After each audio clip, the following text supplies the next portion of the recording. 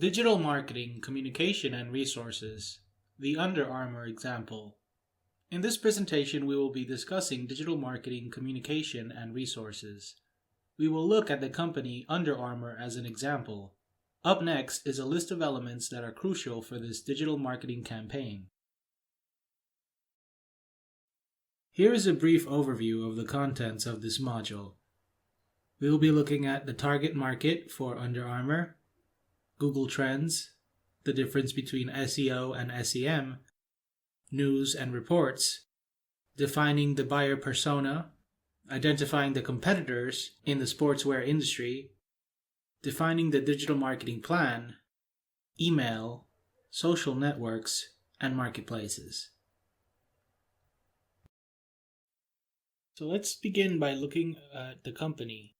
Under Armour is an American athletic apparel company that was founded by Kevin Plank and began in his grandmother's basement in Washington, D.C.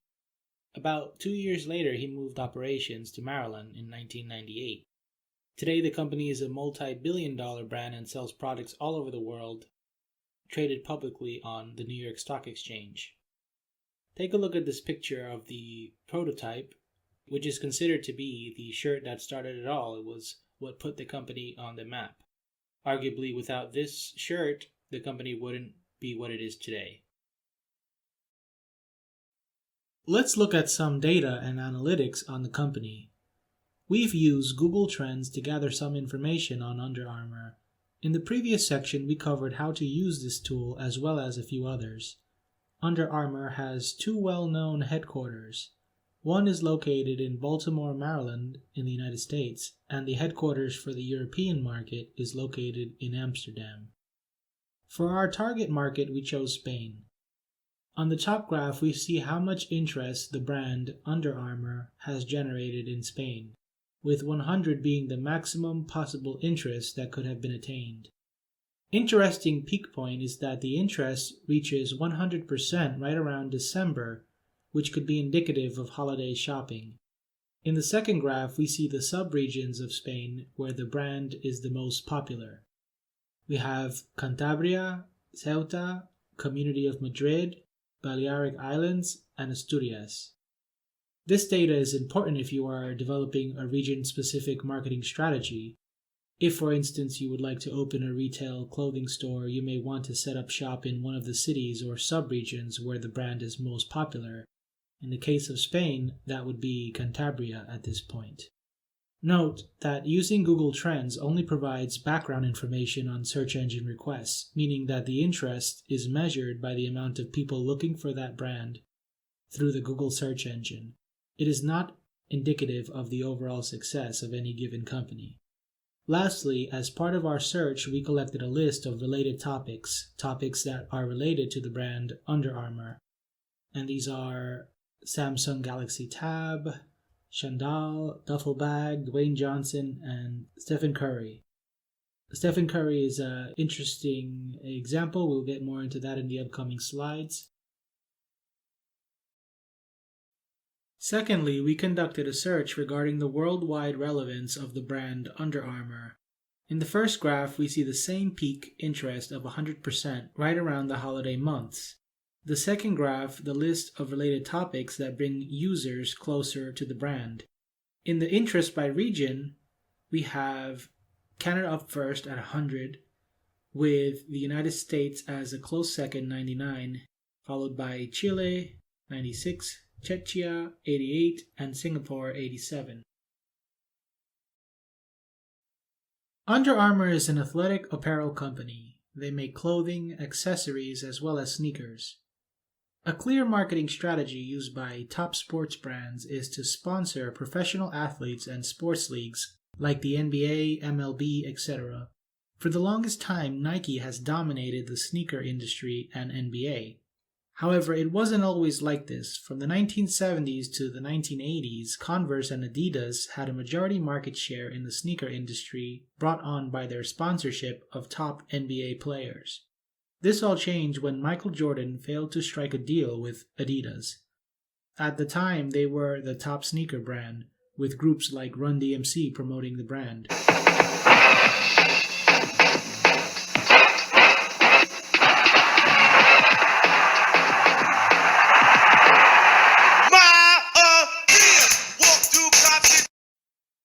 make a long story short, Michael Jordan did not like Nike sneakers. They were the underdog at the time, and he eventually came to the conclusion that they were the ones who would do the most for him in offering him a deal and allowing his input on the design of the sneaker, settling for a 25% royalty agreement for the brand, Air Jordan. The marketing strategy to sponsor professional athletes, celebrities is still on the rise, and it is a tactic that is used all across professional sports and industries. The deal between Under Armour and Stephen Curry is aimed at boosting sales on a new design, brand, and not to mention fan bases. If we look at the graph of the market share for sneakers, Under Armour is at about 2.5%, with Nike dominating the market at 35.6%, Jordan also owned by Nike 15.7%, and Converse, which as of 2003 also owned by Nike at 2.5%. Will Under Armour get a lucky break and turn around by making a success out of a good deal with a professional athlete? We've already discussed the impact of sponsoring professional athletes and celebrities, but what else? Sporting events like championship games, playoffs, and even the Olympic Games are crucial for promoting business. In 2016, Under Armour reported a 74% year-over-year increase in their international revenue, and that included that year's Summer Olympics. On a currency-neutral basis, international revenues were said to increase by 80%. So obviously, the Olympic Games and any sporting events really are good for business. However, what is the problem? The problem is that the 2020 Summer Olympics in Tokyo may be cancelled due to the coronavirus outbreak. And Nike, fortunately for them, has already secured a contract to sign with the US Olympic Committee to sponsor through the Los Angeles 2028 Games. Let's define the buyer persona. In other words, who buys Under Armour? Well, likely to shop for this brand are men and women alike at around 16 to 35 years of age. Under Armour is sportswear that is active and has a tight exercise fit to it and is frugal, meaning that this is not a very expensive brand. It's often considered to be quite affordable for middle-class people. The summary of the company values is important. It's important in identifying what type of people our customers are, or what type of people the customers are for Under Armour. Now, among their values, and this is taken directly off their website, is they love athletes, they fight on together, they always connect, think beyond, they stand for equality, create fearlessly, stay true, and always celebrate the wins. So Under Armour is an athletic brand that has been associating itself in professional sports such as basketball, baseball, European football, golf, American football, and the list goes on. One thing that Under Armour is doing that is quite unique is that it's often depicted as the best choice for fitness-geared apparel and casual gym wear. People wear this clothing when they go to exercise in the gym, when they go to the park and play out in the fields, and it's kind of unique in that respect. Now, part of the digital marketing campaign, you would have to include some type of SEO and SEM. Now, the difference between these two, I'm sure we've already covered it, is that search engine optimization is purely organic. And the way you optimize SEO would be to create high-quality content, because the amount of time a user spends on your website or looking at your brand or product page will help boost your company up in the search engine rankings. Also, using keywords. In this case, some good keywords would be like sports, brand, exercise, shirt. Any word that is closely related to the product and that it's commonly used. That way, customers will be able to better find you.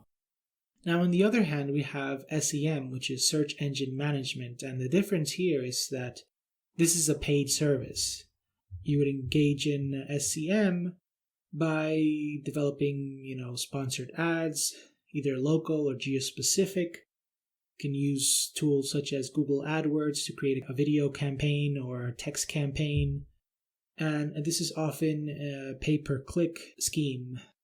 Acquiring customers comes at a price. So you have to be able to properly manage your pay-per-click ad and make sure that you set a budget so that you can gain maximum exposure.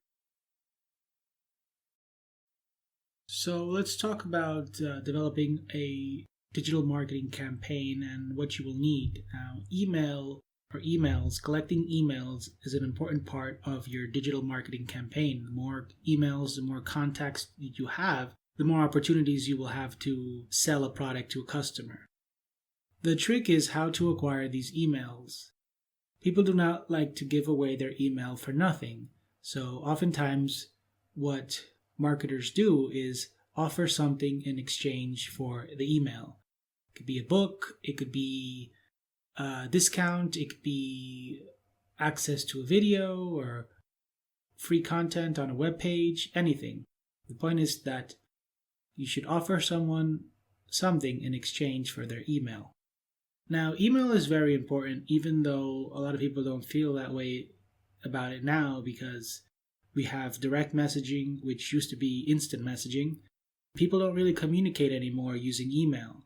However, email is important because it serves a marketing function. Now, email serves as a digital receipt for the customer. Whenever a customer places an order online, he'll get a digital receipt, which is efficient and also to the benefit of the environment. And email can be used to promote goods and services. This is how they target customers. They send them emails to inform them about special promotions or discounts that they may be able to redeem via email. Email is also important because it can be used as a means of communication. Whenever you have an issue, you would like to reach out to a company, sometimes the most effective way to do that is to send an email. That way you won't have to spend hours on the phone trying to get in contact with the company. Also, email is useful to administer surveys and feedback. Whenever a customer service rep contacts you, helps you out with your problem, they usually follow up by asking you to fill out a survey or asking you for some feedback to assess the work that they did. So promotions can come in the form of emails through sponsored emails, text, banners, and links. It will be included in the email, links that will take you to the landing page or links that will take you to a product page so that you can purchase the item and have it delivered to your home. There is a new phenomenon with buying and selling on social networks. Social commerce is the use of using social media sites such as Facebook, Instagram, and Twitter as a way to promote and sell products and services. Now, we already know the obvious benefits of social networks as well as some of the harmful effects of social media. But in a marketing perspective, whenever you have hundreds and millions of followers on a social media page, you have the ability to promote your content to the masses. With the social commerce function, you can sell your products on the social media sites, on YouTube, for instance, where you may upload the commercials and include the links in the description. Facebook and Instagram, which are together, also have a social commerce function, and Twitter, where you can post videos, posts, and include links as well. Now, Walmart is the world's largest retailer, but because we are only speaking of digital marketing, we did not include it among one of our online marketplaces. In fact, we're only looking at places where we can buy and sell online. Now, Under Armour sells their clothing, sneakers, and accessories pretty much everywhere where sporting goods are sold, and it is even that much easier to find these products online.